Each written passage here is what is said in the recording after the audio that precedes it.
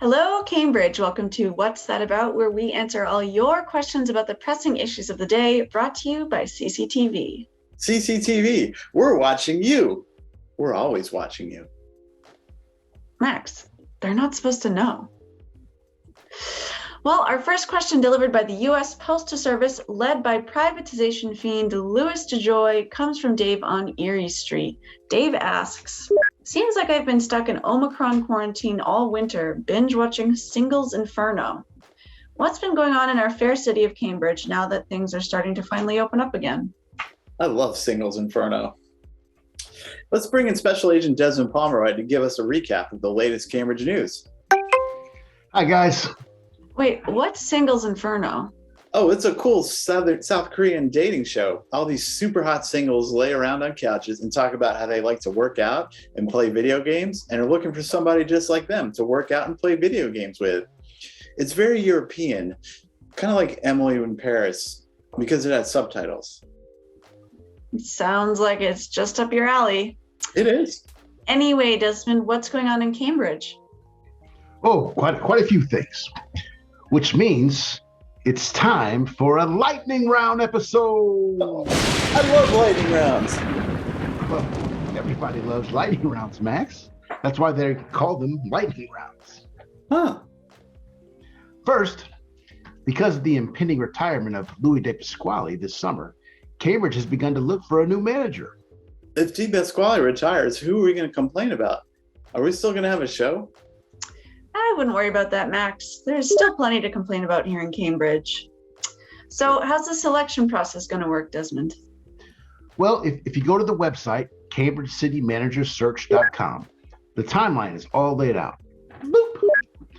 We're currently in the community engagement phase. The council has been holding roundtables on Zoom. And if you click on the feedback tab on the site, you can take a survey or just comment on what you think the new city manager should bring to the table. Oh, I'm there now. Must bring back happy hour. That should be their top priority. Well, once the first phase ends, the job opening will be officially posted and recruitment will begin. According to my old friend, Vice Mayor Alana Mallon, we should know the name of the new manager as early as May. Well, that's exciting. Oh, it sure is, Julie. And you know what else is exciting? For our next lightning round topic, some 2,600 families in affordable housing are going to be able to get free internet. I love free. Are we finally getting some kind of public broadband, Desmo? Nope. Sorry, buddy. This is a deal between Starry and the Cambridge Housing Authority to install for free and provide broadband for $15 a month in about 1/3 of CHA's affordable housing properties. Through a federal program, those residents will then be able to have the full costs subsidized. Well, since 46% of CHA residents currently don't have an internet connection, and those that do are probably overpaying the Comcast monopoly, that sounds like a good thing. Oh, it's a great thing for those eligible, but it's not a substitute for true municipal broadband for everyone. Remember, current city manager De Pasquale has been dead set against even studying the feasibility of public broadband, which is something to think about if you're submitting feedback to the city manager search. Hint, hint. Oh, I sure am. Right after bringing back happy hour and maybe some weed stores. Next lightning topic.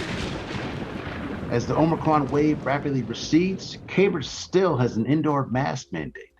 But it looks like the State Department of Education is lifting its mandate for schools after February 28th. So it's possible Cambridge will follow suit. I also saw that a brigade of anti-vax/anti-maskers staged a protest at Aeronaut Brewing in Somerville. What was that about? Oh yeah, that was ridiculous. But like many private businesses, Aeronaut has chosen to require proof of vaccination upon entry. But on February 20th, a group of out-of-state typhoid chads showed up and forced their way into the brew pub without masks or vaccine cards. Boop! Anyone that interferes with the peaceful delivery of craft beer to the American people should be arrested immediately. Well, they weren't arrested, but after carrying on about their constitutional rights when they were refused service, 3 cops eventually forced him to leave under threat of arrest for trespassing. Man, they should have dragged him out in steel bracelets. Not sure if we should be encouraging cops to get more harsh, Max. Yeah, that's right, Julie. And for our next lightning round update, we'll cover police reform in Cambridge. It's timely, Desmond, especially in light of the murder of Amir Locke by police in Minneapolis, a city that claims to have taken steps to reform the police.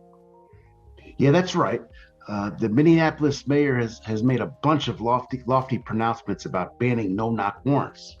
But that turned out to be just lip service, because on February 2nd, Minneapolis police broke into the apartment where Amir Locke was sleeping on the couch and shot him dead, less than 10 seconds.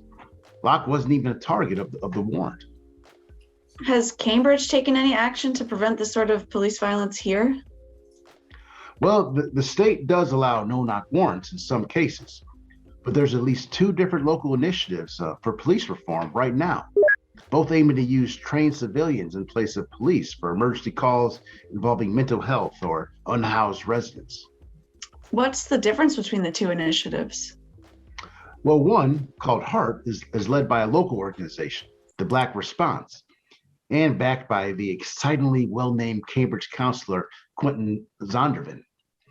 The other is being led by the city manager's office, called CDCS. The main difference is HEART would not have any cooperation or connection to Cambridge police. Uh-oh, there's that city manager again. Hey, he does seem to pop up a lot, doesn't he? In any case, we're waiting on a decision from the city manager, but it seems likely a nonviolent emergency response team will be coming to Cambridge sometime in the future. Will they still have like cool badges and stuff though? Well, they might, Max. Just no guns that someone might accidentally use to murder someone who was asleep on a couch 10 seconds earlier. Desmond Pomeroy, out like a bolt of lightning. I do like the lightning rounds. Hey, I wonder if a regular citizen like myself can apply to be city manager. What makes you think you can do the job, Max? I mean, the current guy does basically whatever he feels like and just ignores what everyone else says. I'm great at that stuff. You probably need some experience managing a large municipality and stuff, maybe a degree in urban planning. I agree, Julie. I'd be a great candidate. So until next week, we'll see you first. We gotta rock a dark stop tonight. We gotta rock at the government center. Make those secretaries feel better when they put those stamps on the letters.